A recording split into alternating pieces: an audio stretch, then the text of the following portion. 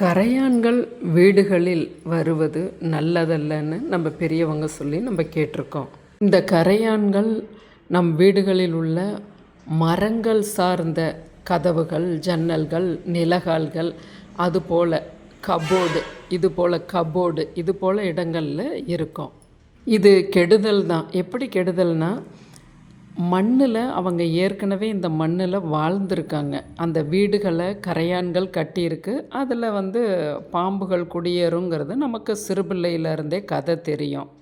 அப்படியான கரையான்கள் வாழ்ந்த நிலமாக இருந்தால் நீங்கள் வீடு கட்டும்போது அதுக்கான கெமிக்கலை, அந்த மருந்தை வாங்கி ஸ்ப்ரே பண்ணி விடணும். அது அவங்களே அந்த பூச்சி மருந்து கடை நம்ம கிராமங்கள்லேருந்து டவுன்களில் இருக்கும்.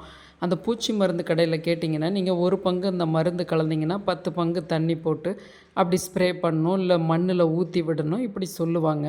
அப்படி நீங்கள் வீடு கட்டியிருந்தீங்கன்னா உங்களுக்கு அந்த தொந்தரவு வராது.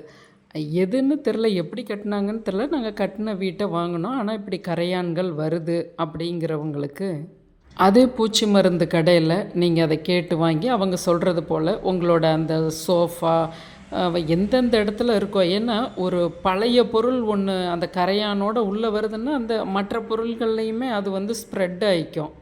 அதனால் எதிலிருந்து வந்ததுங்கிறது நம்மளுக்கு அறிய முடியாது. இது போல் நீங்கள் அவ்வப்போது ஸ்ப்ரே பண்ணலாம்.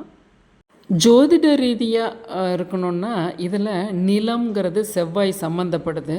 அதுபோல் அந்த கரையான்கள் அப்படிங்கிறது சனி சம்மந்தப்படுது. தொலைச்சிக்கிட்டு வர்றது கீழேருந்து அந்த மேலே தொலைச்சி அந்த மண்ணிலேருந்து கொண்டு வர்றதானது ராகுன்னு சொல்லப்படுது.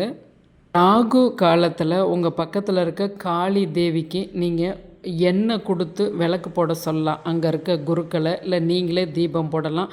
அது மாதம் ஒரு முறை ஒரு கிழமை, செவ்வாய்க்கிழமையை தேர்ந்தெடுத்து அதில் இருக்க ராகு காலத்தில் நீங்கள் அது போல் செய்யலாம். கண்டிப்பாக இதுக்கெல்லாம் பலன் உண்டு.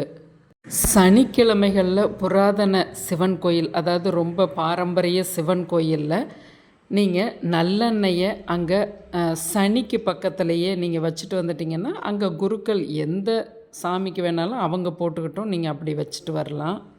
செவ்வாய்க்கிழமை முருகப்பெருமானுக்கு, சுப்பிரமணிய சுவாமிக்கு செவ்வரளி மலர்கள் கொண்டுட்டு போய் அவரோட பாதத்தை பார்த்து, நீங்கள் பார்க்கும்போது முதல்ல முருகனோட பாதத்தை பார்க்கணும். அப்புறம் அப்படியே மேலே வரையிலும் அவரோட முகத்தை கடைசியாக பார்க்குறது. அதுபோல் பண்ணும் பொழுதும் அவங்களோட நிலம் இனிமேல் அந்த கரையான்களால் தாக்காமல், உங்கள் கண்ணுக்கு படாமல், அது வீடுகளுக்குள் மேலே வராமல் அந்த சக்தி அப்படி கொண்டு வரும். நீங்கள் செய்து தான் பாருங்களேன். ஒரு 21 முறை, வாரம் ஒரு முறையோ மாதம் ஒரு முறையோ அப்படி செய்து பாருங்கள். கண்டிப்பாக உங்கள் மனசுக்கு நிம்மதி கிடைக்கும். அதுபோல் உங்கள் வீட்டினுடைய வடகிழக்கு அந்த இடத்துல தான் நீங்கள் ட்ரைனேஜ் பண்ணியிருப்பீங்க. அது வழியாக தண்ணி போகும். அது ஓகே தான். ஆனால் அந்த இடத்துல செவுரோ தரையோ எப்பையும் நீர் நிறைஞ்சு அப்படியே ஊதி உதிச்சு போய் அப்படி இருக்கக்கூடாது. சுவர்களும் தரைகளும் அப்படி ஈரப்பதம், அந்த வடகிழக்கில் ஈரப்பதம் தேங்கி நின்றுதுனாலும் உங்களுக்கு அந்த கரையான்கள் வர்றதுக்கான வாய்ப்பு. இது ஜோதிட குறிப்பு. அறிவியல் பூர்வமாக மருந்துகளையும் அடித்து விடுங்க, ஜோதிட பூர்வமாக இந்த விஷயங்களையும் செய்து வாங்க.